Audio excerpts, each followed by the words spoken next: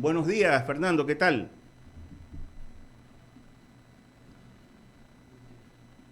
Buenos días, Fernando. Por favor, encienda su micrófono. ¿Ahí? Ay, sí, ¿qué tal? Ah, Saludos, perfecto. Gracias, saludos gracias. cordiales, saludos cordiales. Bien, bien. Fernando, rápidamente, porque nos comentan acá que tiene actividades que cumplir y a ver si podemos hacer ágil la entrevista. Nuestra preocupación va por el tema Yasuní. ¿Qué haría, no bueno, cualquier binomio que resulte electo, qué haría si gana el sí en la consulta? Y es preocupación de todos los ecuatorianos. Buenos días. Buenos días, quizás un comentario respecto a lo que ustedes estaban comentando, valga la Claro, por redundancia. favor, claro. Yo tengo la preocupación de que esta puede ser una elección muy violenta. Uy, Dios Las mío. elecciones pasadas, de no hace mucho, 5 de febrero, yo creo que fueron las elecciones más violentas que tuvieron el Ecuador. Asesinaron nada más ni nada menos que a 3 candidatos a alcalde Así fue. y 3 más entre candidatos a alcalde y prefectos que fueron heridos con bastante complicación. Así fue. Yo creo que esta Ujú, elección no va a ser la excepción. Ya hemos tenido 2 casos en Esmeraldas complicados ujú. y creo que aquí el gran problema, más que los candidatos presidenciales, van a ser los candidatos a la asamblea donde desde las provincias va a haber una reacción de este tipo. Yo espero que no sea tan violenta como las elecciones pasadas. Bueno, esa es una primera cosa que Ya, quería decirles. claro, está bien. Importante. Respecto, sí, Fernando, hagamos lo siguiente. Yo analizo la parte esta de la campaña política y qué tal si Ramiro ya entra en otro tema, ¿le parece? encantado, ningún Ya, problema. perfecto. Entonces, Fernando, comentaba, para no perder el hilo de su comentario, algunos candidatos presidenciales previendo esto precisamente dijeron que no al tema de la custodia policial. Pero ahora no sé si de pronto vayan a reconsiderar el tema y vayan a solicitar, porque esto de lo que aconteció desafortunadamente con este candidato a la Asamblea se puede replicar, Dios no lo permita, insisto, en otros casos. No, a mí me preocupa fundamentalmente eso. Y yo creo que aquí no se trata exclusivamente de poner custodia a los candidatos. Y se ha puesto custodia exclusivamente a los candidatos presidenciales. Yo creo que aquí hay que hacer un trabajo de inteligencia muy fuerte. Uno, ¿quiénes son los candidatos? ¿Qué historia tienen? ¿Qué vínculos tienen con grupos ilegales? Ujú. ¿Tienen historia delictiva? Porque ¿qué es lo que está ocurriendo hoy día?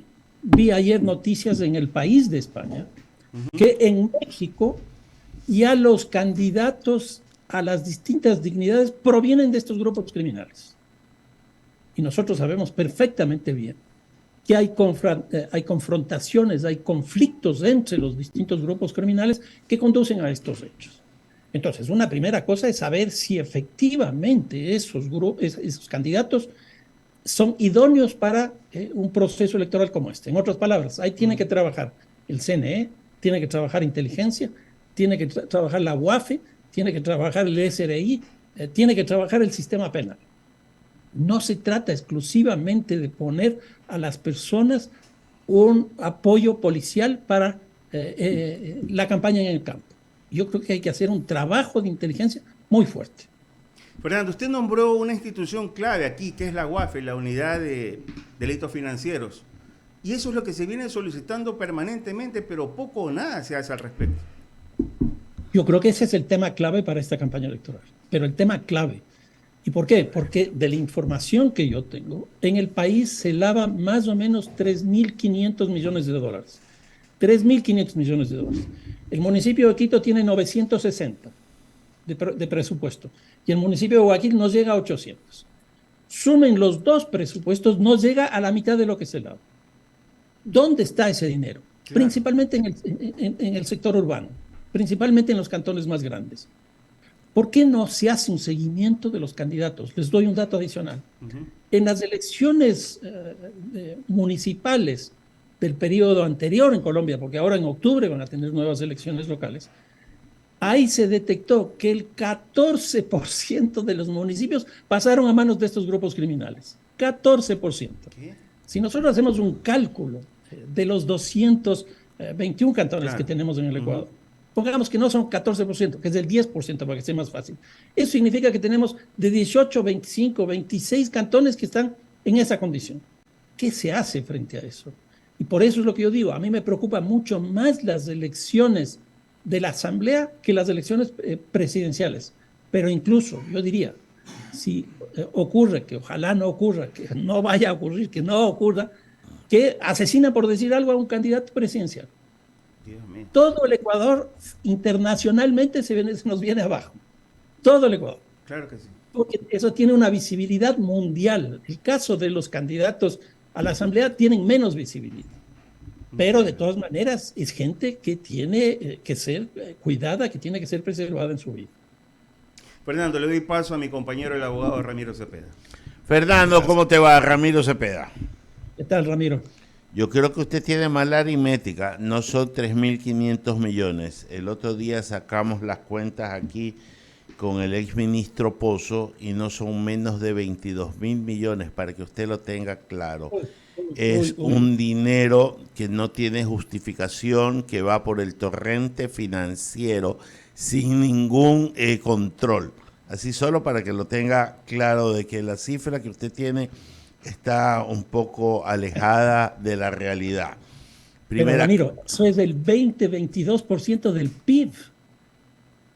Tenga idea, porque usted se ha puesto a tratar de hacer un ejercicio intelectual de por qué se sostiene la dolarización pese a determinadas crisis financieras, de por qué hay movimiento de ventas cuando no se va de la mano con el crecimiento de la masa laboral, por qué hay negocios que prosperan sin empleados. O sea, hay estudios que usted debería de hacer y afincar su investigación por ese lado, ¿no?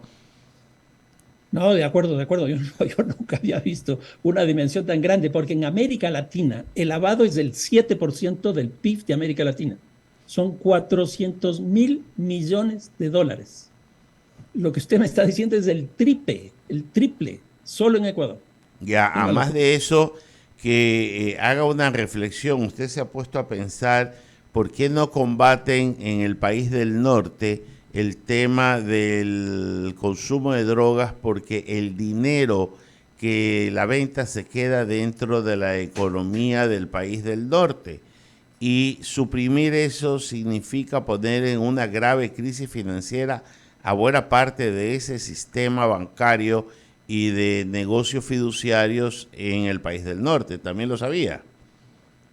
De lo que yo sé es que el caso del narcotráfico, según información de la OEA, el 75% de lo que se maneja de la droga se obtiene en los países de consumo, el 75%. En los países de producción, alrededor del 2%. Y la diferencia, es decir, 24%, en los países de tránsito. En otras palabras, hoy día todos los recursos en términos de utilidad que producen la droga, el 75% está en los países de consumo. ¿Cuál es el país de mayor consumo en el mundo? Los Estados Unidos. Así es, por eso digo, y otro tema de la aritmética es el chulco. Otra parte, ese dinero informal que se presta a quien no tiene la capacidad crediticia de ir a una institución financiera formal para que lo financie. Existen mecanismos informales, y también pregúntese de dónde viene ese dinero.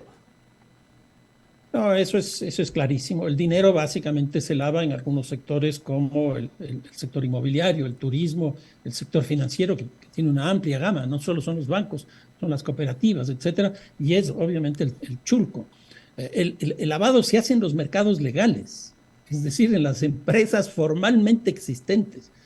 Y entonces eso hace que la diferencia entre ilegal, informal y formal sea muy, muy pequeña, muy reducida, porque además estos capitales son capitales bastante grandes, bueno, como estamos viendo, 22% del PIB en el Ecuador. Yo he venido sosteniendo que hay que seguir es el dinero, no hay que seguir a la droga, porque cuando usted le quita músculo financiero a cualquier actividad, la pone en jaque, y ahí es cuando las cosas tiemblan, porque droga Y hay una tesis de que mucha de la droga que está en el Ecuador es que ingresó en época de la pandemia y por eso es que hay grandes cantidades almacenadas en el Ecuador que no necesariamente han entrado ahora, sino que han estado en esta época en que los controles estaban un poco relajados porque la fuerza pública estaba dedicada a otro tipo de menesteres, lógicamente.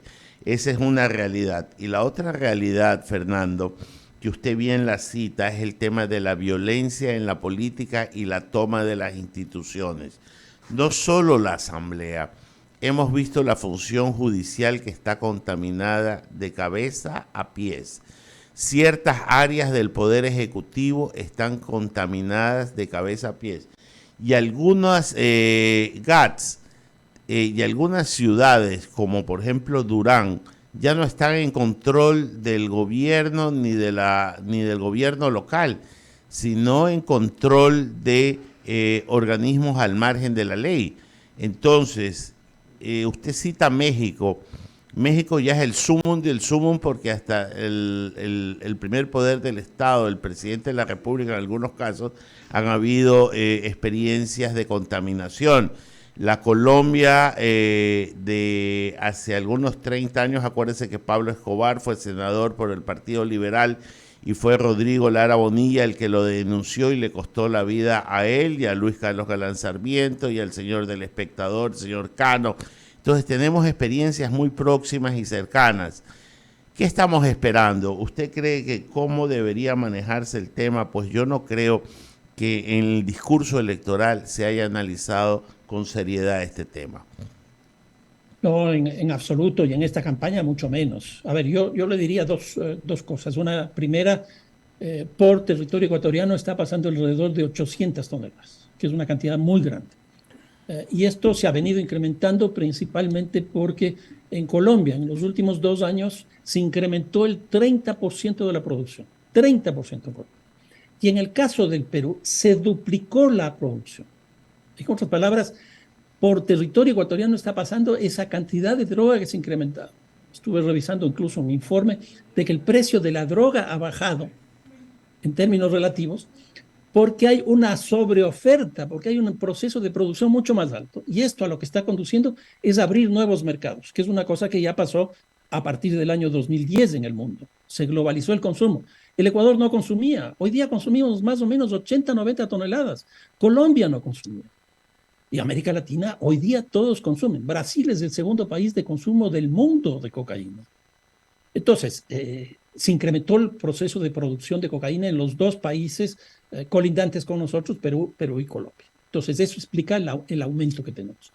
Una segunda cosa, yo sí creo que efectivamente hay una penetración de esta economía ilegal en distintos escenarios. Empezaría con la sociedad, ya que hay dos expresiones. Uno, que es básicamente a través del mercado laboral. Las condiciones de trabajo, sobre todo en ciertos sectores vinculados al narcotráfico, es mucho más ventajoso porque los precios son mejores, menos tiempo, etcétera, etcétera. Entonces, ahí hay una penetración en la sociedad. La segunda es la conformación. Ramiro, aquí hay 2 tipos de organizaciones. Una son 1.500 organizaciones, esta de robo de celulares, robo de joyas, robo de autos, etcétera, etcétera. 1.500 de esas. Y de las que están vinculadas al narcotráfico bajo la lógica del holding, como yo las defino, son alrededor de 22. El caso de los choneros, los chone killers, bueno, todas esas estructuras criminales. Entonces, hay una penetración en la sociedad bajo estas 2 formas. En segundo lugar, hay una penetración en el mercado, que es básicamente el tema del lavado. Y el lavado es donde están la mayor cantidad de empresas. Y la mayor cantidad de estas que estaba diciendo hace un momento, el turismo, el sector inmobiliario, etcétera, etcétera. En tercer lugar, el Estado. Nosotros hemos visto ya que miembros de la policía, miembros de las Fuerzas Armadas, el sector, tal como usted señalaba, de la justicia está ampliamente contaminado. Pero también la Asamblea y también el Ejecutivo. En otras palabras, el narcotráfico ha entrado en la sociedad, ha entrado en la economía y ha entrado en la parte de la administración pública. En otras palabras, todos los espacios. la yugular. Usted sabrá si me responde o no me responde. ¿Usted cree que la salida de este país, para la salida de este país, el régimen democrático que vivimos es el ideal? No, en eso sí yo soy muy adscrito al tema democrático. Yo creo en la democracia. Yo creo fundamentalmente en el esquema republicano, equilibrio de poderes, etcétera, etcétera. Pero aquí hay una cosa, Ramiro, que a mí me preocupa muchísimo, que es lo que aparentemente vendría a partir de octubre de este año, perdón. Es el fenómeno del niño. Se estima que la caída económica del fenómeno del niño será entre 10 y 12 mil millones de dólares. Si ustedes comparan ese monto con respecto a lo que significó la caída del COVID, esto es más alto. Y el COVID, como usted mismo estaba señalando, los problemas que produjo en términos de la seguridad por el empleo, por la pobreza, etcétera, etcétera. ¿Qué es lo que va a pasar con una cosa de este tipo?